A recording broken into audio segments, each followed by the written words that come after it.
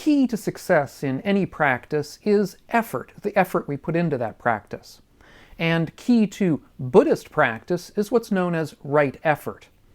Now, some of us may know that in later schools of Buddhism, later types of Buddhist thought, the whole idea of progress and effort became problematized.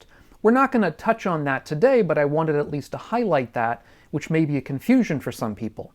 In any event, when we're talking about effort, what we're talking about in Buddhism is called right effort. It's one of the key parts of the Eightfold Path. But what does right effort mean? How do we understand right effort? Now, there are 4 parts to right effort, and in today's video I'll talk about the first part. Now, in the early suttas, there are a short and a longer version of what we understand by these 4 types of effort.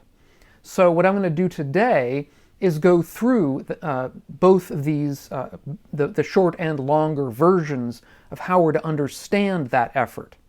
So the shorter version goes like this. It's when you generate enthusiasm, try, make an effort, exert the mind, and strive so that bad, unskillful qualities don't arise. This kind of effort is known as restraint, or the effort to restrain. This is again the first of these 4 types of right effort. Now, we should keep in mind that all of our effort lies along a continuum, from very forceful effort to very lax effort. And in one early sutta, the Buddha explains how we're to approach effort along this continuum. He describes it with reference to the simile, or I should say with reference to a lute. The lute is a kind of a simile, how we tune the lute. If we tune a lute too tightly, it's difficult to play. And that is like making too much effort, becoming too intense in our effort. He actually gave this discourse to a practitioner who was practicing with too much effort. They had become too ego-driven in how they approached practice. And so we don't want to make too much effort, but at the same time, we don't want to make too little, which is equivalent to tuning a lute with the lute strings way too loose. Of course, if the strings are too loose, we can't play any notes either. And so right effort, as with all things in Buddhism, lies along continuum, and the sweet spot is in the middle way. So when we approach this effort today, in today's video, as well as the other 3 kinds of effort, we should try to keep this in mind.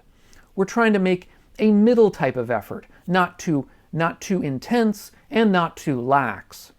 So in any event, how do we go about practicing this restraint? To find the answer to that question, we have to look to a different sutta, one which has longer, more information about each of these 4 efforts. This sutta, the information in this sutta occurs actually in 2 places, in this one sutta that I'm talking about, but also equivalently as part of a much longer sutta known as the Sangiti Sutta. The Sangiti Sutta is a long sort of a chanting together that the monastics did under the guidance of Sariputta, who was the Buddha's right-hand disciple, the number 1, the most accomplished in wisdom in the early Sangha. And what Sariputta wanted to do was to organize basically all of the Buddha's teachings into a single kind of chant that the monastics could all do together so as to memorize it. So the fact this particular sutta, the information in this sutta occurs in there as well, in other words, in these 2 different places, I think demonstrates that it was of some importance.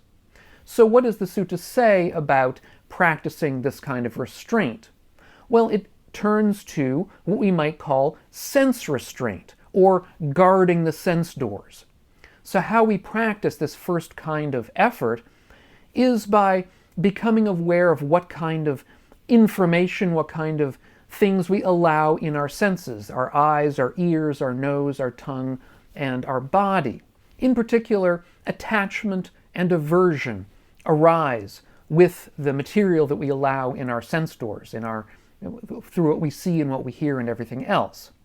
So what we need to do is to know how to work with attachment and aversion through the material that we allow in the senses.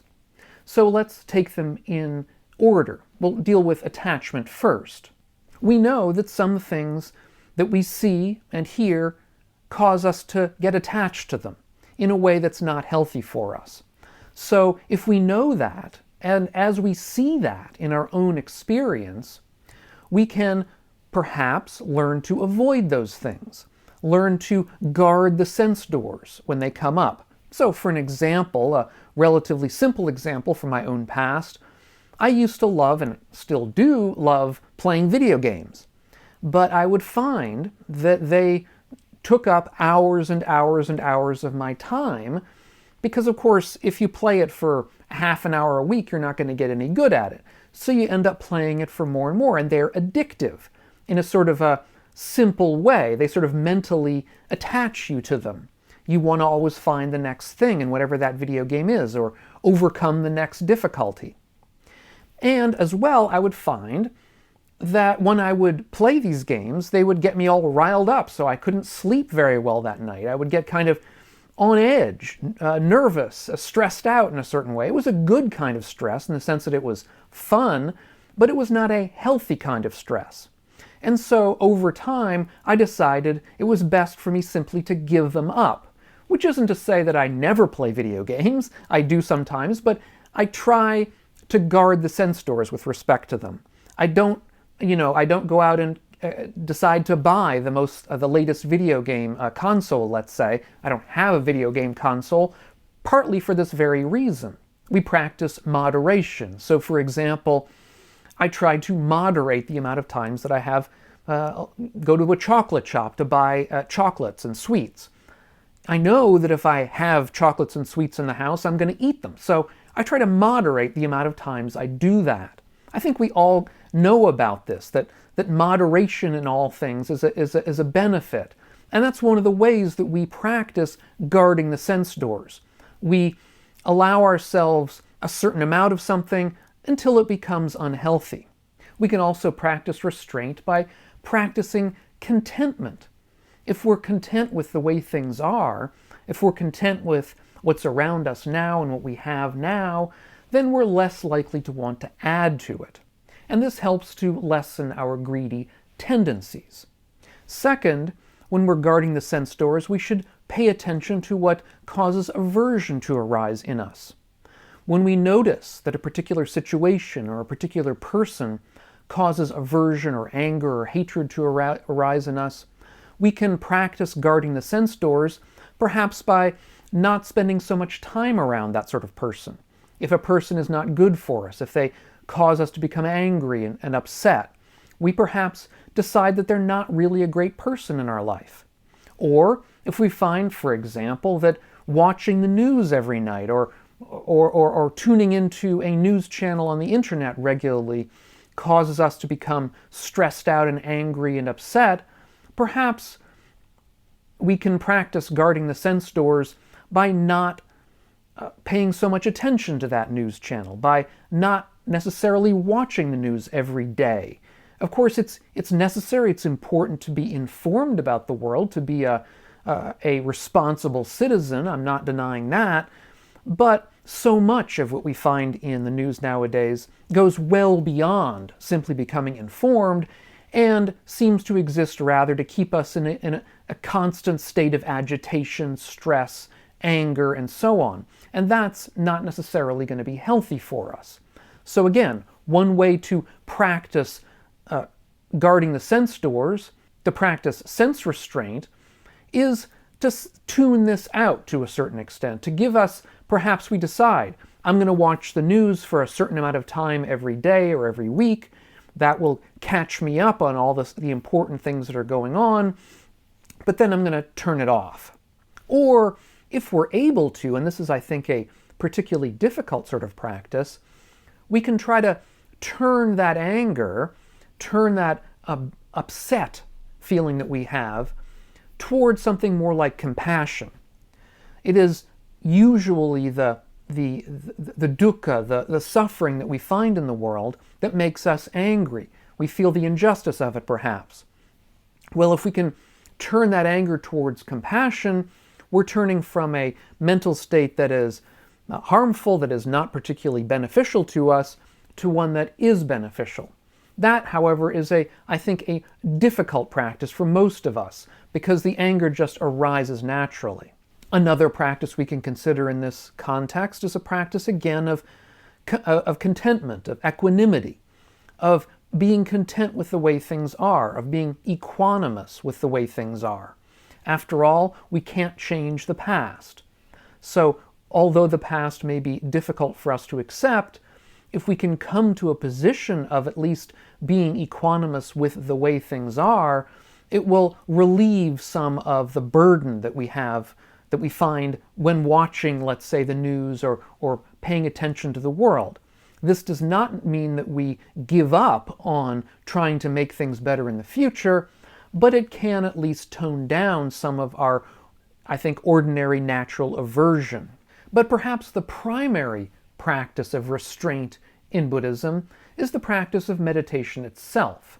Meditation which restrains us from the world by pulling us out of our ordinary place in the world and let's say sitting in a quiet place, sitting on a cushion or in a chair, and simply attending to the breath. This restrains us from the world, it restrains the mind, it restrains the senses. It gains us the ability to calm down and focus on the present moment.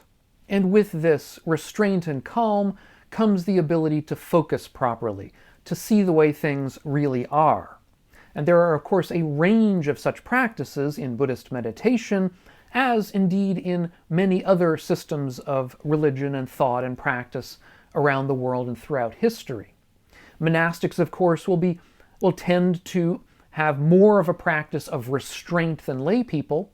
Indeed, perhaps the biggest difference between a lay practice and a monastic practice is the greater restraint involved in the monastic practice. However, we don't have to be monastics in order to practice this kind of restraint.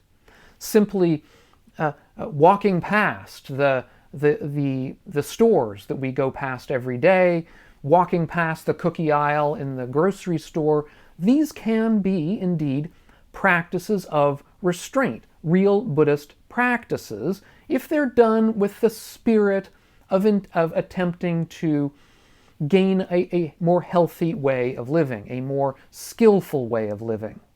Now, the next one of these videos is going to be about the second stage of this right effort, and when that video is ready, I'll put it up here on the screen. Meanwhile, there's another video here that you might be interested in, one of my past videos.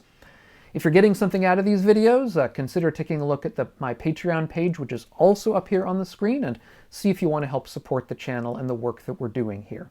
Thanks so much, and we'll catch you on the next video, and meanwhile, all of you, be well.